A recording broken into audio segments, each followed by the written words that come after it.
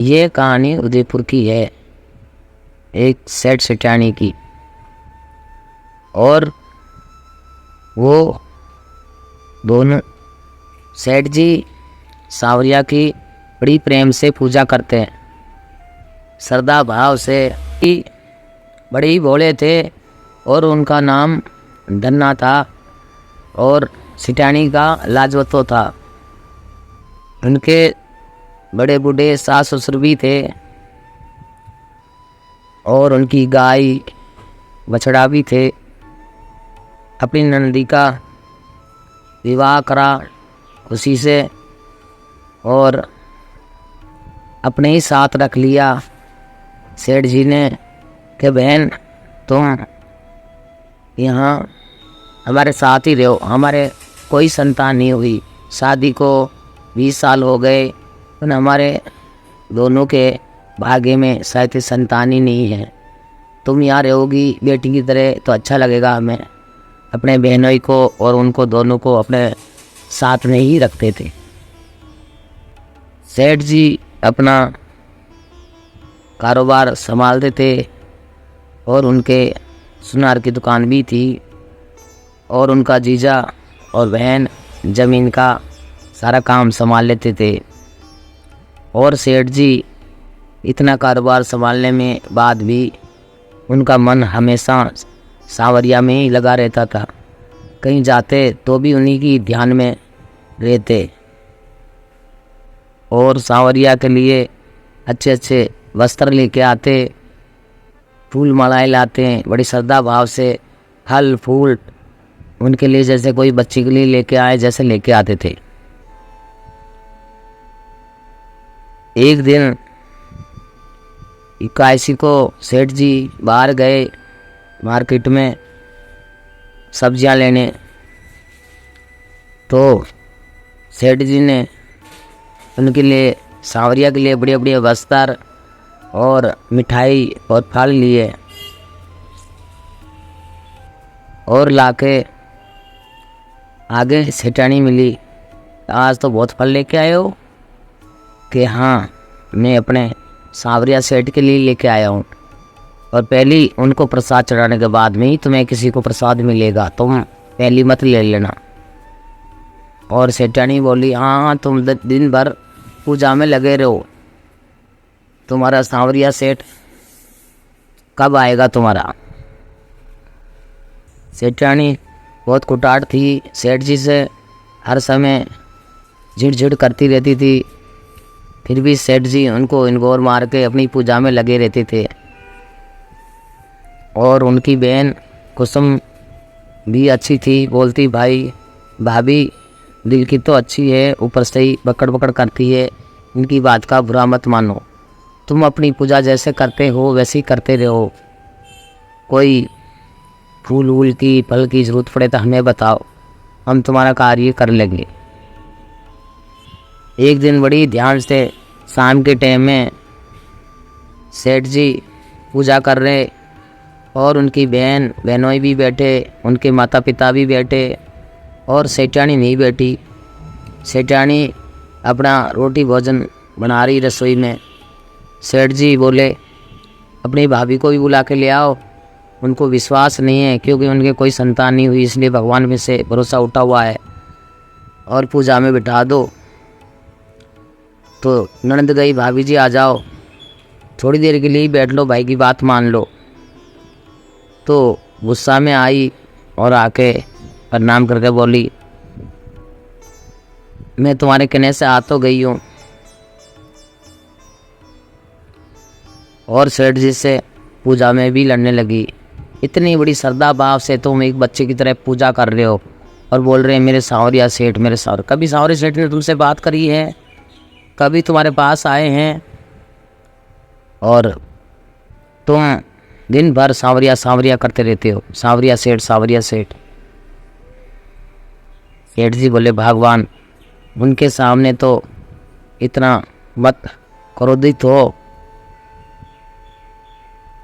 यहाँ तो सुख शांति से बैठ जाओ।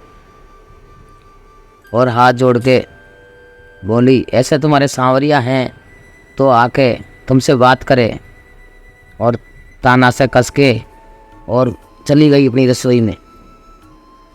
और सेठ जी और उनकी बहनोई, उनके माता पिता श्रद्धा भाव से सांवरिया सेठ की पूजा करके और उनको फल फूल चढ़ा के और मनी मन में क्षमा मांगे, मेरी पत्नी नादान है, प्रभु क्षमा करना, ये नहीं समझेगी मन की भावना, इसके कोई संतान नहीं, इसलिए ये हमेशा क्रोधित रहती है। एक दिन सेठ जी अकेले पूजा कक्ष में जाके और प्रभु को प्रणाम करके और बोले, मेरे सांवरिया सेठ, क्या तुम कभी नहीं मिलोगे मुझे, कभी दर्शन नहीं दोगे? और हाथ जोड़ के और बोले, मेरे तो कोई बेटा नहीं है।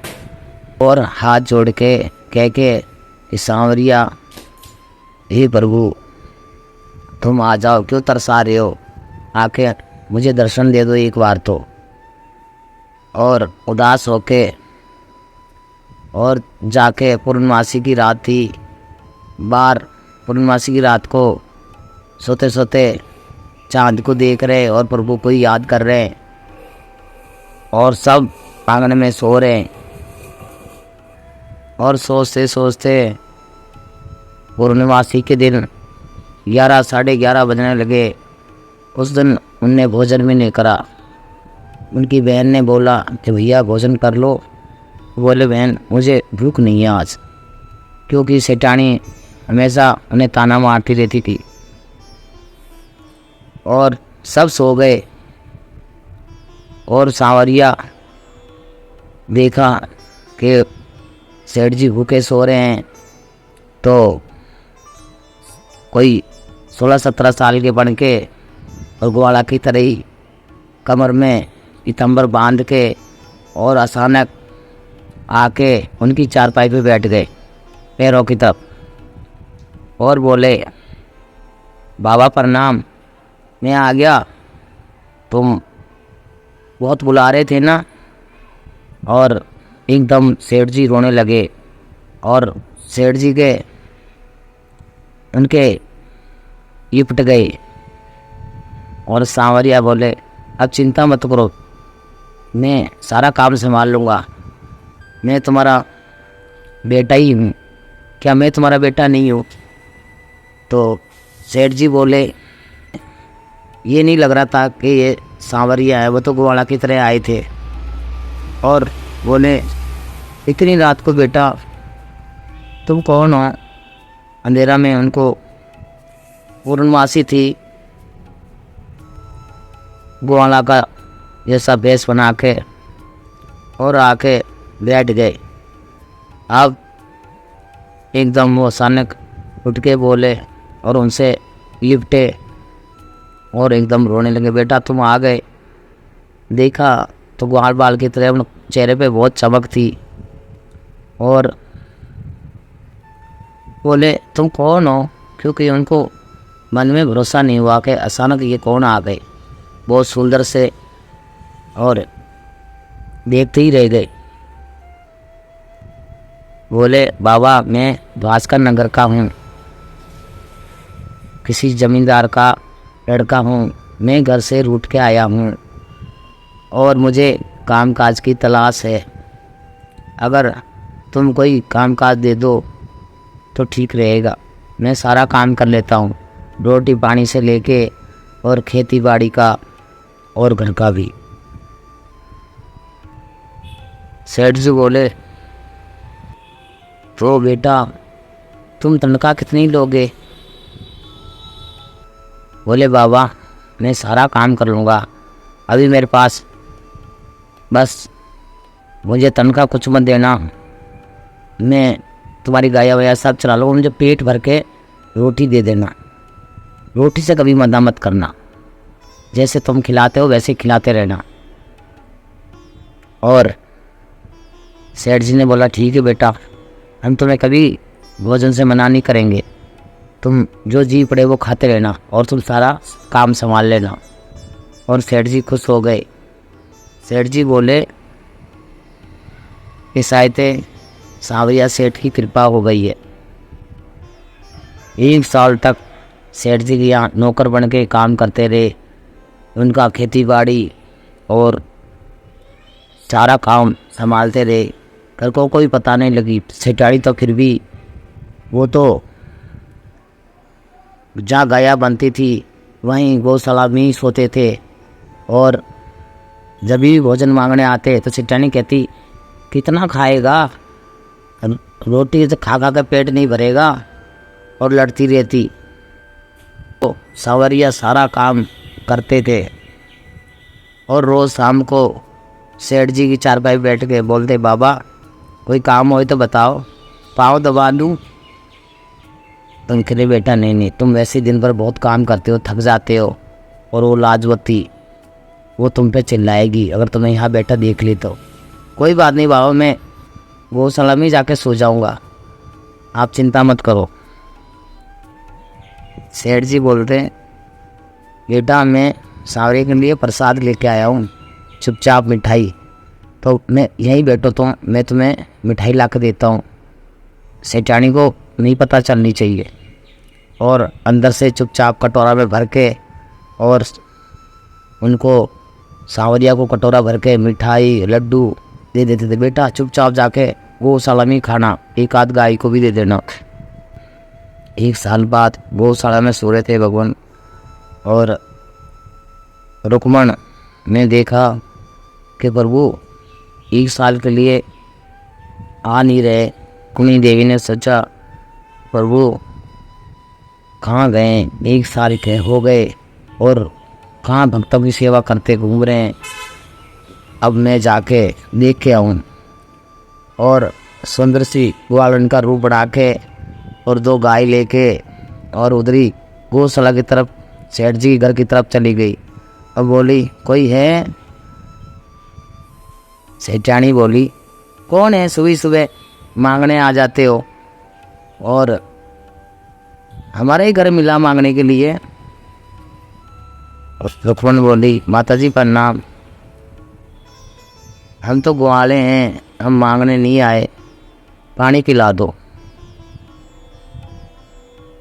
और उनकी बहन लोटा भर के लाई, पानी पिलाया कि इनका तो दिमाग ही सही नहीं, इनकी बात का बुरा मत मानना। और उन्हें देख लिया कि सांवरिया गौशाला में सो रहे और वहाँ पहुँच रही। रुक्मण बोली तुम यहाँ आराम से सो रहे हो, हम सब वहाँ बेचैन हैं, कब तक तुम नौकरी करोगे?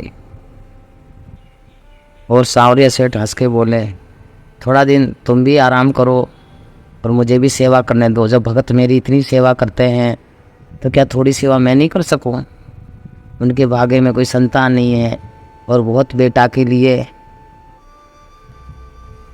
और मैं शीघ्र ही आ जाऊंगा, अब मेरा आने का टाइम हो गया है। और रुक्मण वापस रूप बदल के अपने धाम को गई। और सांवरिया शाम को खेती से काम करके और नियार का भारा लेके सेठ जी के घर पर पहुँचे। गाय को चारा डाल के सेठानी रोटी बना रही और बोले माताजी मेरे को बहुत भूख लगी है, जल्दी जल्दी मेरे लिए थाली परस दो। और गुस्सा में उठी और उल्टी सीधी रोटी करी, सब्जी करी और ले जाकर उनके सामने पटक के रखी। और सांवरिया को क्रोध आ गया और सांवरिया वहीं आंगन में सबके सामने अपने असली रूप में आ गए और बोले बहुत तुम्हारी तानाशाही हो गई। और बोले बाबा अब मैं जा रहा हूँ, मैं तुम्हारा प्यार देख के आया था, पर ये ऐसी ही रहेंगी, इनके संतान नहीं हो सकती। और सेठानी उनका रूप देख के घबरा गई और एकदम चरना में पड़ गई और बोले मुझे माफ़ कर दो, मुझे नहीं अंदाज़ा थी कि तुम इनकी भक्ति से पसंद हो के और तुम आ गए हो। मेरा विश्वास उठ चुका था, मुझे गांव की औरतें ताना मारती थी, इसलिए मेरा बिल्कुल भरोसा उठ गया भगवान पे से, मुझे क्षमा कर दो और मुझे श्राप मत दो। और सेठ जी भी माफ़ी मांगी, प्रभु बुद्धिहीन है, माफ़ कर दो। तुम बेटा बन के और हमारा सारा काम करते रहे और हमें बताया भी नहीं, और प्रभु ने आशीर्वाद दिया तुम्हारी बहन का बेटा होगा, सारा कारोबार संभालेगा। से ही तो प्रेम से बोलो, जो तुम श्रद्धा भाव से भक्ति करते हो उससे मैं पसंद हुआ, और कुशल मंगल रहे हो।